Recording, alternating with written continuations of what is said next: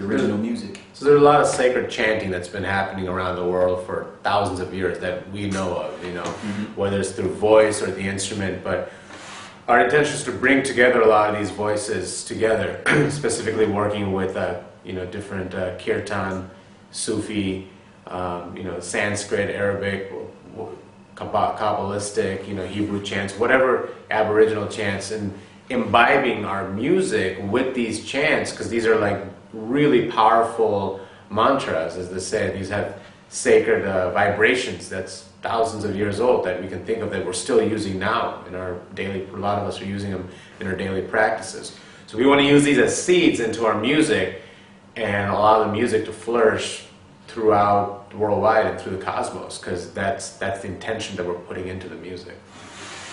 Right, I agree. Is that getting too wild and crazy? Oh, no, I agree.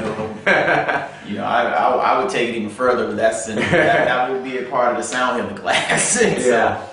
Yeah, and what he was saying as well, you know, there's a lot of things that we plan to include in, I guess, the modalities we want to use, and we want to respectfully make sure we, every step of the way, we're consciously taking into consideration of the effects of what we, how and what we do will have on the planet, the universe, each other, and so on. You know, that's the whole thing behind the earth beat. It's like a heartbeat. You know what I'm saying? We want to be, you know, in sync with everything, you know, so we don't be destructive.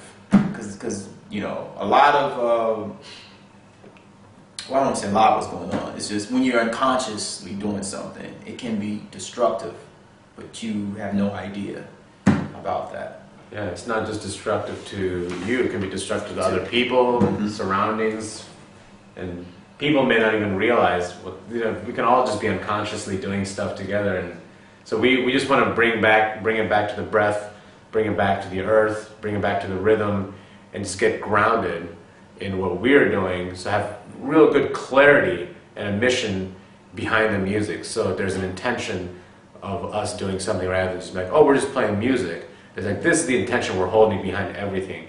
So whenever we have confusion, we want to check back with that mission. Like, is this going along with what we're talking about? Is this for that grander purpose? If yes, yes, we move forward. If no, then we need to, you know, relook at the situation and make a decision from there. Yeah.